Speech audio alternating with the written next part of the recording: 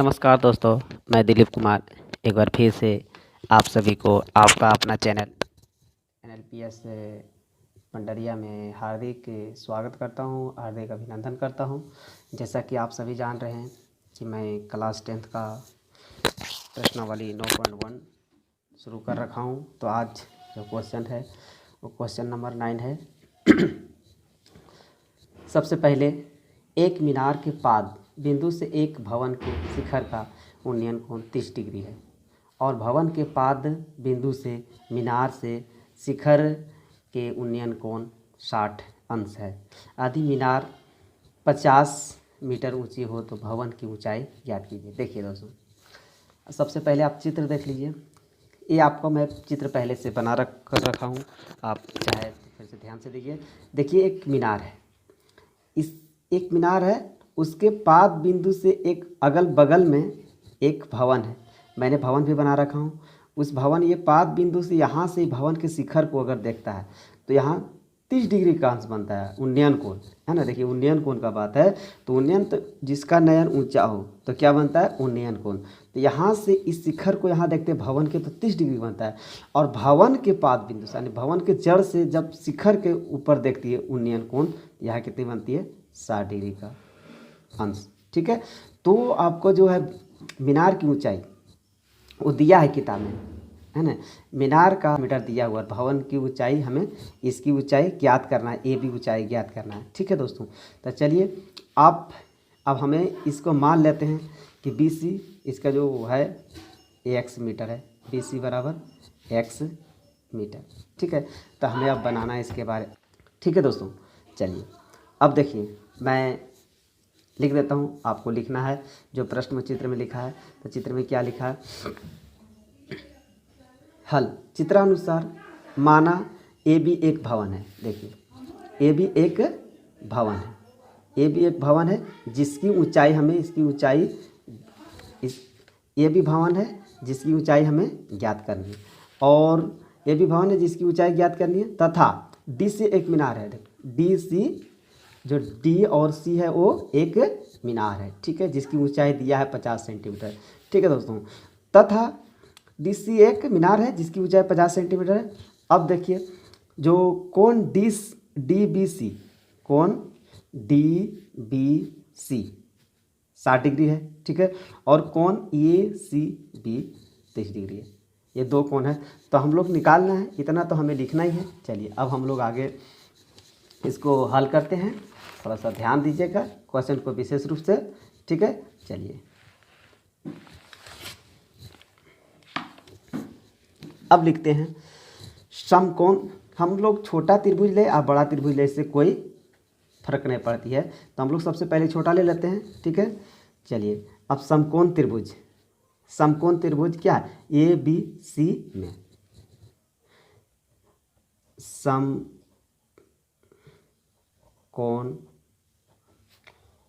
त्रिभुज ABC में। ठीक है दोस्तों, ABC में क्या है, समकोण त्रिभुज ABC में क्या रिलेशन बन रहा है हमें पहले देखिए। ये कोण है तो कोण के सामने वाला भुजा कर्ण होती है, कोण के सामने वाला भुजा कर्ण होती है ना।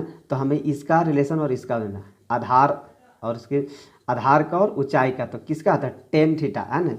हमें लाल बटा कक्का पर चलना है ना। तो ये हम रिलेशन क्या बना है, लाल बटा कक्का, लंब बटा कर्ण है ना। तो साइन कॉस टेन, तो हमें ये आपका सूत्र आ रहा है क्या, लंब बटा आधार, लंब है ना। साइन कॉस टेन, तो हमें कॉस यहाँ टेन का रूल लग रहा है, टेन थीटा है ना, टेन थीटा का है, लंब बटा आधार, तो किसकी आ रही है, टेन थीटा। तो टेन थीटा हम लोग क्या करेंगे दोस्तों, टेन थीटा। तो आपका जो आधार रिलेशन क्या बना, लंब और आधार, तो लंब बटा आधार, तो लंब बटा आधार किसकी रिलेशन है, टेन थीटा। तो टेन थीटा का जो मान होती है, टेन थीटा का जो मान होती है वो होता है 1/√3, 1/√3 बराबर AB कुछ नहीं दिया है और BC बराबर x तो दिया है। ठीक है, तो अब चलिए इसको क्रॉस मल्टीप्लिकेशन करते एक्स के एक्स से गुना करेंगे तो क्या आ जाएगा, एक्स ही हो जाएगा, बराबर ए और बी को गुना करेंगे तो क्या आ जाएगा दोस्तों, AB√3। ठीक है, चलिए ये समीकरण आपका 1 हो गया। ठीक है दोस्तों, ये समीकरण आपका 1 हो गया। चलिए एक बार फिर से अब हम लोग बड़ा त्रिभुज लेते हैं, है ना। अब क्या लेंगे, समकोण त्रिभुज DCB में, है ना। अब बड़ा त्रिभुज लेते हैं, समकोण त्रिभुज DCB में।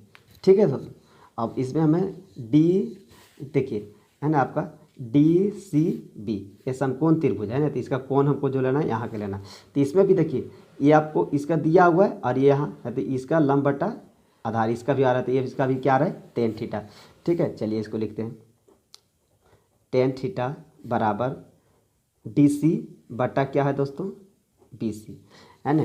क्या है त्रिभुज, देखिए DC बटा BC। ठीक है, चलिए अब हम लोग क्या करते हैं, tan थीटा कितना है, tan थीटा जो है, tan थीटा यहाँ हम नहीं लिखे दोस्तों, यहाँ tan थीटा जो है वो tan थीटा कितने डिग्री का है, tan 30 डिग्री का। तो tan 30 डिग्री का जो मान आ रही है आपका 1/√3 है। ठीक है, अगर tan जो है tan 60 डिग्री, tan है जो आपका, ये नहीं लेना है आपको कोण जो लेना है यहाँ का लेना है, तो कोण 60 डिग्री। ठीक है, तो DC बराबर दिया है, DC बराबर देखिए दिया है आपको, देख रहे हैं 50 सेंटीमीटर। D और C बराबर दिया है 50 सेंटीमीटर, तो हमें लिखना है यहाँ 50 सेंटीमीटर बटा आपका ये आधार दिया है BC, तो BC कुछ नहीं x है, तो हमें BC क्या करना है, x। ठीक, अब tan 60 का मान जो होता है वो √3 होता है। tan 60 का मान कितने दो दोस्तों, √3।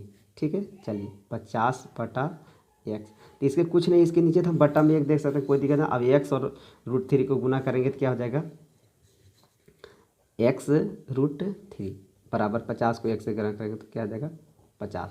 ठीक है दोस्तों, चलिए अब यहाँ तक हो गया। तब हमें क्या चाहे, आप समीकरण का हम लोग प्रयोग कर सकते हैं। यहाँ x का जो मान निकला है वो x का मान रखने पर, तो हम लोग यहाँ लिखते हैं, ये समीकरण 2 हो गया। ठीक है, तो समीकरण 2 में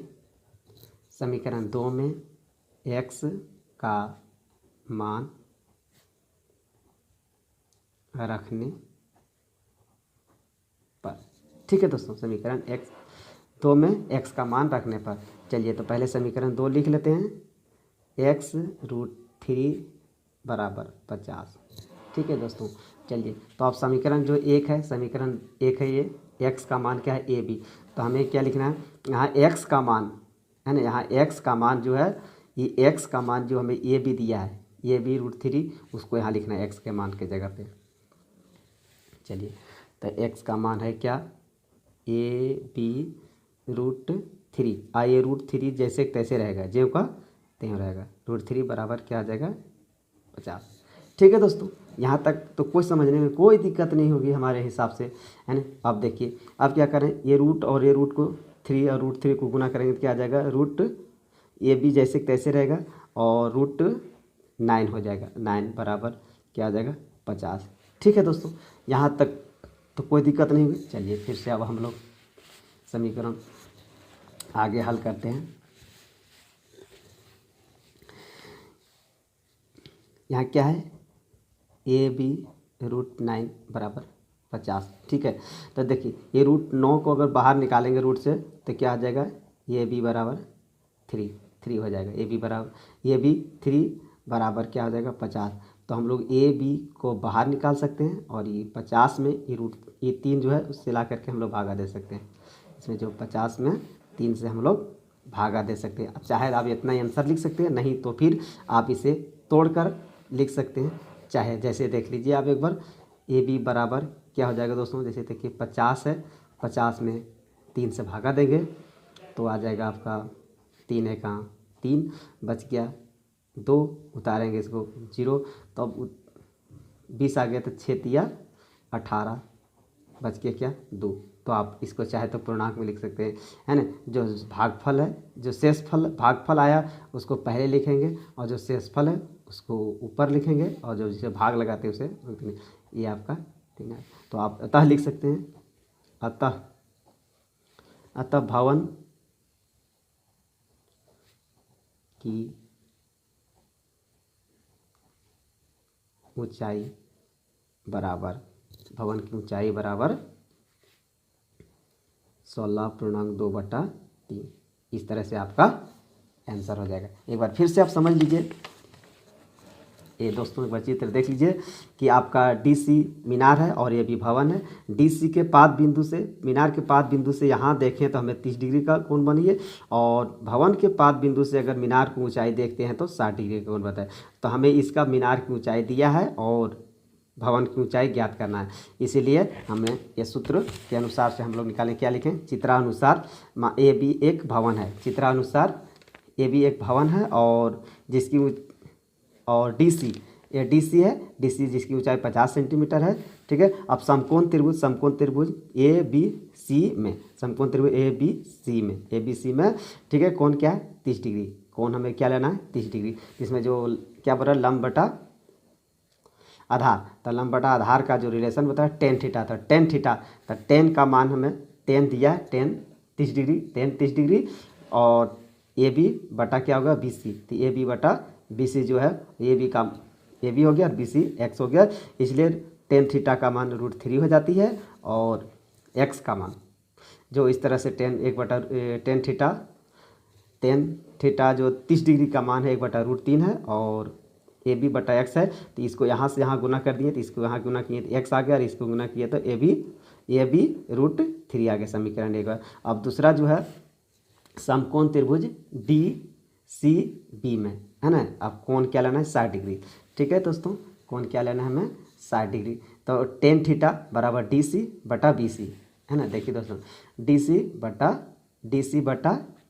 बी सी, ठीक है। तो डी सी हमें दिया है 50 सेंटीमीटर और बी सी नहीं दिया है, तो जिसकी हम एक्स लिखें, और तो टेन 60 का मान जो होती है वो √3 होती है, और अपना मन से यहाँ बटा में 1 लिख दें। इसको यहाँ से गुना किए, इसको यहाँ से गुना किए, तो एक्स और √3 को गुना किया तो एक्स √3 आ गया, और 1 से गुना किया 50 में, तो 50 समीकरण आपका हो गया 2। इस प्रकार के समीकरण 2 में एक्स का मान रखने पर, समीकरण 2 में एक्स का मान रखने पर, ठीक है, तो एक्स √3 बराबर 50 है, इसमें मान हम लोग रखें एक्स का मान जो है आपका यहाँ दिया हुआ, एक्स का मान क्या है? ए बी √3, तो इसका एक्स का मान ए बी √3 आ गया, और ये √3 हो गया, और 50 है, ये √3 और ये √3 गुना किया तो कितना हो गया? ये √3 और ये √3 को गुना किया √3 आ गया, ए बी है, और ये 50 के जेब हो गया, जैसे हम यहाँ लिख चुके हैं दोस्तों। उसके बाद क्या है? इसको ए बी के भी है, और √3 को जो √9 को तोड़े तो इसका 3 आ गया, और 50 के 50 है, और ए बी को बाहर निकाल करके 50 में 3 से भागा दे दिए, और इसको पूर्णांक तोड़ करके इस प्रकार का था भवन की ऊंचाई हमें इस तरह से ज्ञात हुई। अगर आपको मेरी वीडियो अच्छा लगे तो कृपया आप सब्सक्राइब करें, और मेरी चैनल पे अगर आप नए हैं तो बेल आइकन ज़रूर दबा दें, और लाइक करें, कमेंट करें, ताकि मैं आपके लिए इसी प्रकार का रोज़ हर एक दिन हर वीडियो बनाता रहूं। और धन्यवाद।